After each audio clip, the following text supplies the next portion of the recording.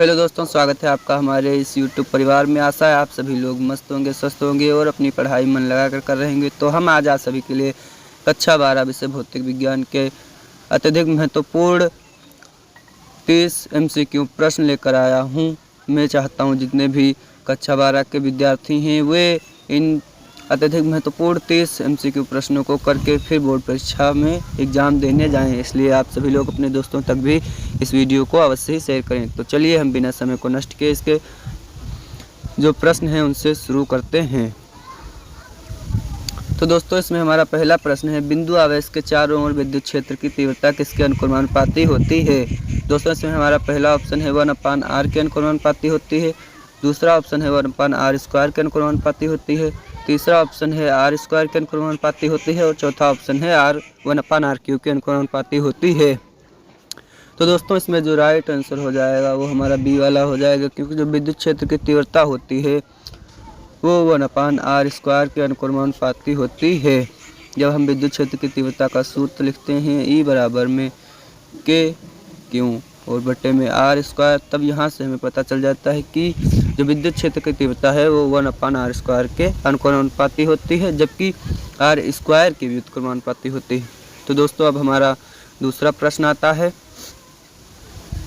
Gauss के नियम के अनुसार किसी बंद पृष्ठ पर कुल फ्लक्स किस पर निर्भर करता है। दोस्तों, हमारा इसमें पहला ऑप्शन है पृष्ठ के आकार पर, दूसरा ऑप्शन है संलग्न आवेश पर, तीसरा है माध्यम की प्रकृति पर और चौथा है पृष्ठ के घनत्व पर।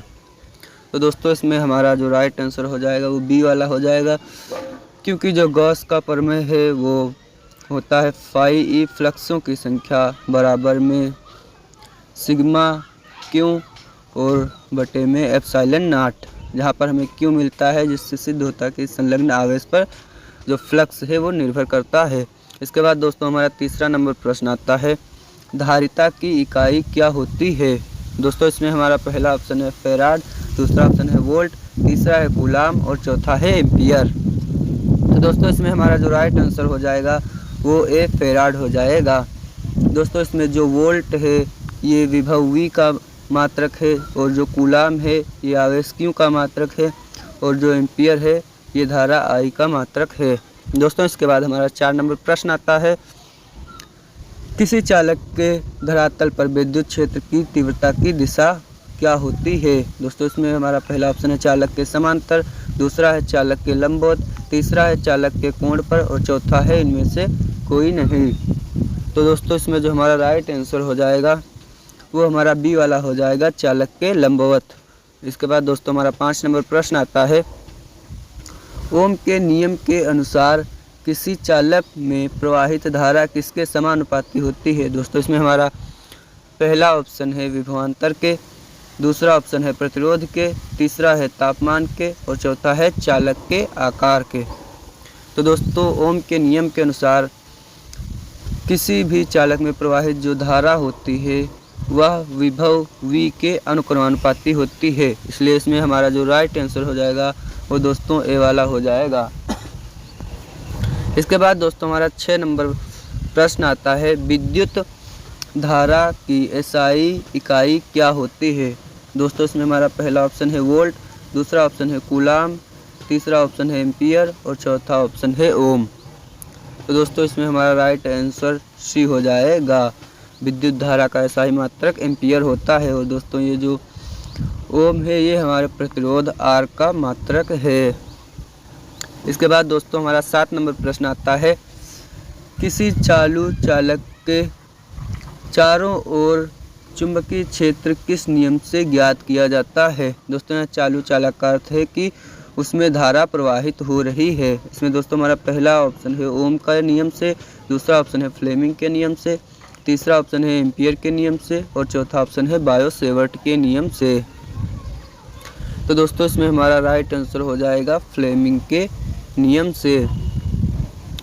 इसके बाद दोस्तों, हमारा इसमें 8 नंबर प्रश्न आता है, विद्युत क्षेत्र का मात्रक क्या है। इसमें दोस्तों हमारा पहला ऑप्शन है वाट, दूसरा है वोल्ट, तीसरा है वोल्ट प्रति मीटर स्क्वायर और चौथा है वोल्ट इंटू में मीटर। तो दोस्तों, इसमें हमारा राइट आंसर वोल्ट प्रति मीटर स्क्वायर हो जाएगा। और दोस्तों, ये जो वोल्ट मीटर है ये हमारा फ्लक्स फाई ई का मात्रक है, और जबकि जो वाट है वो शक्ति P का मात्रक है, और जो वोल्ट है वो विभव E का मात्रक है। इसके बाद दोस्तों 9 नंबर प्रश्न आता है, फैराडे के नियम के अनुसार प्रेरित विभवांतर किसके समानुपाती होता है। इसमें दोस्तों हमारा पहला ऑप्शन है चुंबकीय फ्लक्स के परिवर्तन की दर के, दूसरा ऑप्शन है चुंबकीय क्षेत्र के, तीसरा ऑप्शन है चालक की लंबाई के, और चौथा ऑप्शन है धारा की तीव्रता के। तो दोस्तों इसमें हम जानते हैं कि फैराडे के नियम के अनुसार किसी परिपथ में उत्पन्न विद्युत वाहक बल E फ्लक्स में परिवर्तन की दर के अनुपाती होता है। तो दोस्तों यहाँ पर हमें जो विद्युत वाहक बल दिया है उसके स्थान पर यहाँ विभवांतर दिया गया है, तो इस प्रकार से जो विभवांतर हो जाएगा वो फ्लक्स में परिवर्तन की दर के अनुपाती हो जाएगा, इसलिए हमारा पहला ऑप्शन राइट है। इसके बाद दोस्तों 10 नंबर प्रश्न आता है, लेंज के नियम के अनुसार प्रेरित धारा की दिशा होती है। दोस्तों इसमें हमारा पहला ऑप्शन है मूल कारण के सहयोग करने वाली, दूसरा है मूल कारण का विरोध करने वाली, तीसरा है अनिश्चित, और चौथा है इनमें से कोई नहीं। तो दोस्तों इसमें हमारा बी वाला ऑप्शन राइट हो जाएगा, क्योंकि लेंज के नियम के अनुसार किसी कुंडली में प्रवाहित धारा की दिशा कुछ इस प्रकार होती है कि वह उस कारण का विरोध करती है जिसके कारण वह उत्पन्न होती है। दोस्तों इसके बाद हमारा 11 नंबर प्रश्न आता है, प्रत्यावर्ती धारा का औसत मान एक पूर्ण चक्र के लिए होता है। दोस्तों इसमें पहला ऑप्शन है अधिकतम, दूसरा ऑप्शन है अधिकतम मान के बराबर, और दूसरा ऑप्शन है अधिकतम मान का आधा, चौथा ऑप्शन है शून्य, और चौथा ऑप्शन है अनंत। तो दोस्तों इसमें जो हमारा राइट आंसर हो जाएगा वो शून्य हो जाएगा, क्योंकि प्रत्यावर्ती धारा का औसत मान शून्य होता है। इसके बाद दोस्तों हमारा 12 नंबर प्रश्न आता है, जिसमें है फ्लक्स का मात्रक क्या है। इसमें दोस्तों हमारा पहला ऑप्शन है वोल्ट प्रति मीटर, दूसरा ऑप्शन है वोल्ट प्रति मीटर स्क्वायर, तीसरा ऑप्शन है वोल्ट इंटू मीटर, और चौथा ऑप्शन है वोल्ट गुणे मीटर स्क्वायर। तो दोस्तों इसमें हमारा राइट आंसर सी हो जाएगा, क्योंकि जो फ्लक्स का मात्रक होता है वो वोल्ट इंटू मीटर होता है। फ्लक्स फाई ई बराबर में होता है ई और इंटू में डी एस, जिसे क्षेत्रफल कहते हैं। तो दोस्तों विद्युत क्षेत्र की तीव्रता की जगह पर हम उसका मात्रक लिखते हैं वोल्ट, उसका मात्रक लिखते हैं वोल्ट प्रति मीटर, और इंटू में जो हमारा क्षेत्रफल है उसका मात्रक मीटर स्क्वायर लिखते हैं। तो दोस्तों यहाँ से मीटर कट जाएगा, इस प्रकार हमारा जो मात्रक प्राप्त होगा वो वोल्ट इंटू मीटर प्राप्त हो जाएगा। इसके बाद दोस्तों हमारा 13 नंबर प्रश्न आता है, विद्युत चुंबकीय तरंगों में कौन सा क्षेत्र तरंग के लंबवत होता है। दोस्तों इसमें पहला ऑप्शन है विद्युत क्षेत्र, दूसरा ऑप्शन है चुंबकीय क्षेत्र, तीसरा ऑप्शन है दोनों, और चौथा ऑप्शन है इनमें से कोई नहीं। तो दोस्तों जो हमारी विद्युत चुंबकीय तरंग होती है उसमें विद्युत क्षेत्र, चुंबकीय क्षेत्र और आवेश की प्रवाह सभी परस्पर एक दूसरे के लंबवत होंगे, किंतु हमें इनमें सिर्फ 2 ही दिया है, इसलिए हमारा जो सी वाला ऑप्शन दोनों राइट हो जाएगा। इसके बाद दोस्तों हमारा 14 नंबर प्रश्न आता है, विद्युत चुंबकीय तरंगों की गति निर्वात में होती है। दोस्तों पहला ऑप्शन है प्रकाश की गति के बराबर, दूसरा ऑप्शन है ध्वनि की गति के बराबर, तीसरा असीमित, और चौथा है इनमें से कोई नहीं। तो दोस्तों इसमें जो हमारा राइट आंसर हो जाएगा वो हमारा ए रहेगा, प्रकाश की गति के बराबर। इसके बाद दोस्तों इसी में हमारा 15 नंबर प्रश्न आता है, यंग के द्विचित्र प्रयोग में व्यतिकरण धारियाँ कैसी होती हैं। दोस्तों पहला ऑप्शन है इसमें हमारा समान चौड़ाई की, दूसरा है असमान चौड़ाई की, तीसरा काली सफ़ेद, और चौथा इनमें से कोई नहीं। तो दोस्तों इसमें हमारा जो राइट आंसर होगा वो समान चौड़ाई की हो जाएगा। इसके बाद दोस्तों हमारा 16 नंबर प्रश्न आता है, प्रकाश का ध्रुवण किसके कारण होता है। दोस्तों इसमें पहला ऑप्शन है परावर्तन, दूसरा अपवर्तन, और तीसरा ऑप्शन है विवर्तन, और चौथा है सभी। तो दोस्तों इसमें हमारा डी वाला ऑप्शन सभी राइट हो जाएगा। इसके बाद हमारा 17 नंबर प्रश्न आता है, उत्तल लेंस की फोकस दूरी होती है। दोस्तों पहला ऑप्शन है धनात्मक, दूसरा है ऋणात्मक, तीसरा है शून्य, और चौथा है अनंत। तो दोस्तों इसमें हमारा राइट आंसर हो जाएगा ए वाला, क्योंकि उत्तल लेंस की फोकस दूरी धनात्मक होती है, जबकि अवतल लेंस की फोकस दूरी ऋणात्मक होती है। और दोस्तों शून्य फोकस दूरी किसी भी लेंस की नहीं होती है, और जो अनंत फोकस दूरी होती है वो समतल लेंस की होती है। इसके बाद दोस्तों हमारा 19 नंबर प्रश्न आता है, परावर्तक दूरदर्शी में कौन सा दर्पण प्रयुक्त होता है। दोस्तों इसमें पहला ऑप्शन है उत्तल, दूसरा है अवतल, तीसरा है समतल और चौथा है बेलनाकार। तो दोस्तों इसमें हमारा जो राइट आंसर हो जाएगा वो हमारा बी वाला हो जाएगा, क्योंकि उसमें अवतल लेंस का प्रयोग, अवतल दर्पण का प्रयोग होता है। इसके बाद दोस्तों 19 नंबर प्रश्न आता है, डी ब्रोगली तरंगदैर्घ्य किसके समानुपाती होती है। तो दोस्तों डी ब्रोगली तरंगदैर्घ्य हमारी लैम्ब्डा बराबर में प्लांक नियतांक h और बटे में संवेग m और इंटू में v होता है। तो दोस्तों इसमें हमारा पहला ऑप्शन है वेग के। तो दोस्तों वेग के व्युत्क्रमानुपाती होती है, इसलिए ये ऑप्शन हमारा गलत हो जाएगा। इसके बाद दोस्तों संवेग के, तो दोस्तों ये वाला ऑप्शन भी गलत हो जाएगा, क्योंकि संवेग की व्युत्क्रमानुपाती होती है। दोस्तों तीसरा ऑप्शन है द्रव्यमान के, तो दोस्तों ये भी गलत हो जाएगा, क्योंकि द्रव्यमान के भी व्युत्क्रमानुपाती है। इसके बाद दोस्तों इनमें से कोई नहीं, तो दोस्तों यही वाला राइट हो जाएगा। इसके बाद दोस्तों हमारा 20 नंबर प्रश्न आता है, हाइड्रोजन परमाणु के लिए न्यूनतम ऊर्जा स्तर क्या होता है। दोस्तों हाइड्रोजन परमाणु के लिए जो न्यूनतम ऊर्जा स्तर में उसकी ऊर्जा होती है वो -13.6 इलेक्ट्रॉन वोल्ट होती है। तो दोस्तों इसमें जो हमारा राइट आंसर हो जाएगा वो n बराबर 1 हो जाएगा। इसके बाद हमारा दोस्तों 21 नंबर प्रश्न आता है, अल्फा कण किसके समान होता है। दोस्तों पहला ऑप्शन है इलेक्ट्रॉन के, दूसरा हाइड्रोजन नाभिक के, तीसरा है हीलियम नाभिक के और चौथा है न्यूट्रॉन के। तो दोस्तों जो हीलियम है उसका परमाणु क्रमांक 2 होता है, और हीलियम से जब हम उसके दोनों इलेक्ट्रॉन बाहर निकाल देते हैं तो He2+ बनता है, और जो He2+ बनता है इसे ही हम अल्फा कण कहते हैं। अब ये जो He2+ है इसमें सिर्फ दो प्रोटॉन और 2 न्यूट्रॉन बचे हैं। तो दोस्तों इसमें इलेक्ट्रॉन अब गायब हो चुके हैं, इसलिए हम इसे हीलियम का नाभिक कह देते हैं। दोस्तों इसके बाद हमारा 22 नंबर प्रश्न आता है, स्वप्रेरण का मात्रक क्या है। दोस्तों इसमें हमारा पहला ऑप्शन है हेनरी, दूसरा है फेरड, तीसरा है न्यूटन और चौथा है एम्पियर। तो दोस्तों इसमें हमारा राइट आंसर ए हो जाएगा। दोस्तों फेरड तो धारिता का मात्रक होता है, भी हमने पढ़ा है। न्यूटन दोस्तों बल का मात्रक होता है, एम्पियर दोस्तों धारा का मात्रक होता है। इसके बाद दोस्तों हमारा 23 नंबर प्रश्न आता है, पीएन जंक्शन डायोड में बहुसंख्यक वाहक कौन होते हैं। दोस्तों इसमें पहला ऑप्शन है केवल इलेक्ट्रॉन, तीसरा ऑप्शन है केवल होल, चौथा ऑप्शन है इलेक्ट्रॉन और होल दोनों, और चौथा है इनमें से कोई नहीं। तो दोस्तों इसमें जो हमारा राइट आंसर हो जाएगा वो सी हो जाएगा। दोस्तों यदि सिर्फ पी पूछता है तो पी में हमारे जो बहुसंख्यक वाहक होते हैं वो प्रोटॉन अर्थात होल होते हैं, और जबकि यदि सिर्फ एन पूछता है तो उसमें हमारे इलेक्ट्रॉन बहुसंख्यक वाहक होते हैं और होल कम, और इसमें होल ज़्यादा इलेक्ट्रॉन कम। और दोस्तों जो पी प्रकार का अर्धचालक होता है उसमें पॉजिटिव चार्ज होता है, जबकि जो एन प्रकार का होता है उस पर नेगेटिव चार्ज होता है। इसके बाद दोस्तों हमारा 24 नंबर प्रश्न आता है, प्रकाश विद्युत प्रभाव की खोज क्या है। नहीं दोस्तों यहाँ पर होगा प्रकाश विद्युत प्रभाव की खोज किसने किया। तो दोस्तों इसमें हमारा पहला ऑप्शन है न्यूटन ने, दूसरा ऑप्शन है आइंस्टीन ने, तीसरा ऑप्शन है हाइजन ने और चौथा ऑप्शन है गॉस ने।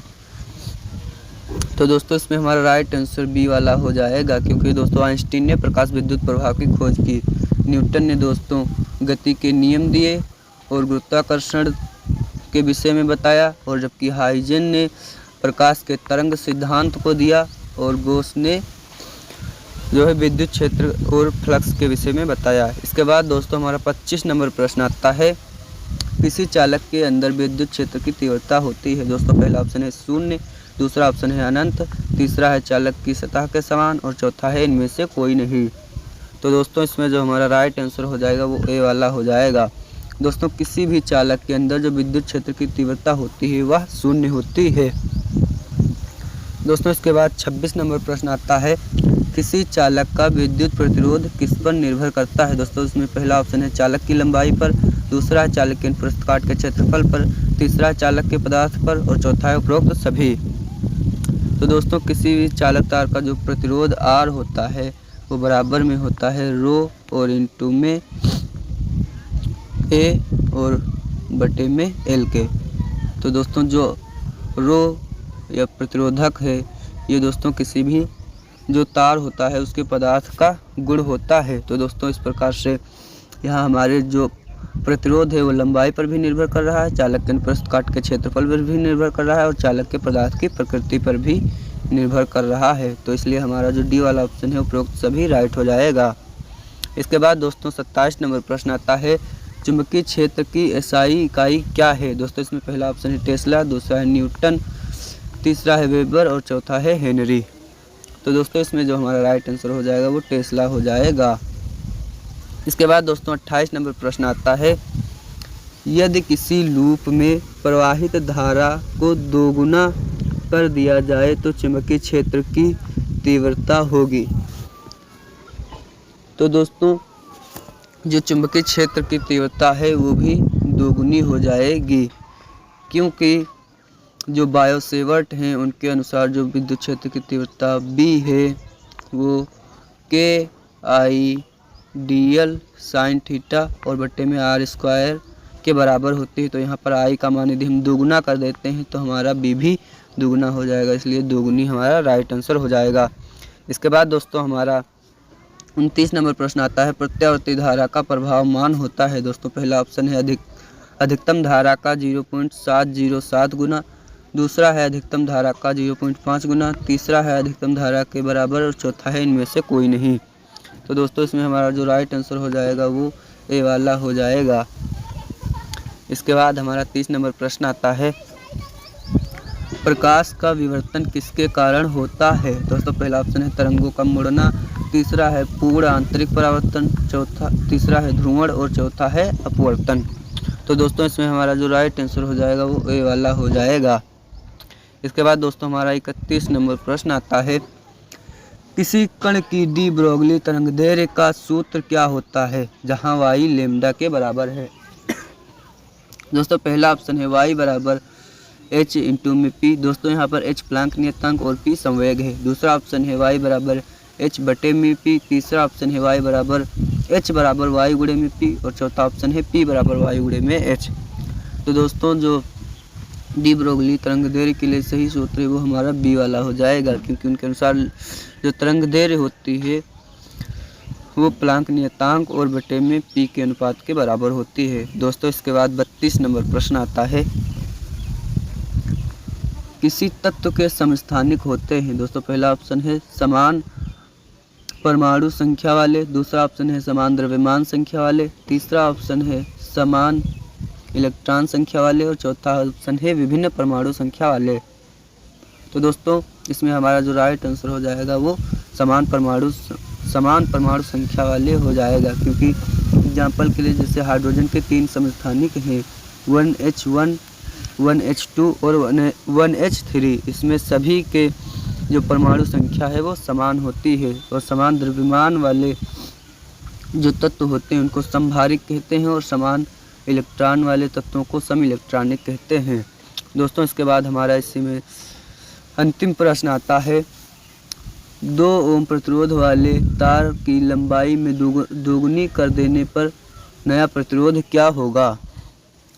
तो दोस्तों नया प्रतिरोध R डैश, इसके लिए सूत्र होता है बराबर में N और इंटू में जो प्रतिरोध दिया हो R, यहाँ पर N का स्क्वायर रहेगा। दोस्तों यहाँ पर N स्क्वायर यह है कि जैसे यदि यहाँ पर 3 गुनी कर देता तो N की जगह पर हम 3 डाल देते, यदि 2 गुनी कर दिया तो यहाँ पर हम N की जगह पर 2 डालेंगे, यदि 4 गुना कहता तो N की जगह पर 4 डाल देते, यदि 5 गुना कहता तो 5 डाल देते। तो दोस्तों यहाँ पर हम N का मान डालकर और R का मान डालकर हल करेंगे और हमें नया प्रतिरोध प्राप्त हो जाएगा। तो दोस्तों हमें N का मान यहाँ पर 2 दे रखा है, तो 2 का जब हम वर्ग करेंगे तब हमारा 4 हो जाएगा और दोस्तों जब हम R का मान डालेंगे 2 तब हमारा 8 हो जाएगा, इसलिए हमारा जो राइट आंसर है वो 8 ओम हो जाएगा। तो दोस्तों आशा है आप सभी को हमारी वीडियो बहुत ही पसंद आई होगी और आप सभी ने हमारे चैनल को लाइक और सब्सक्राइब कर लिया होगा। तो चलिए मिलते हैं किसी अगली वीडियो के साथ, तब तक के लिए आप सभी लोग अपना ध्यान रखिएगा और स्वस्थ रहिएगा, मस्त रहिएगा। जय हिंद।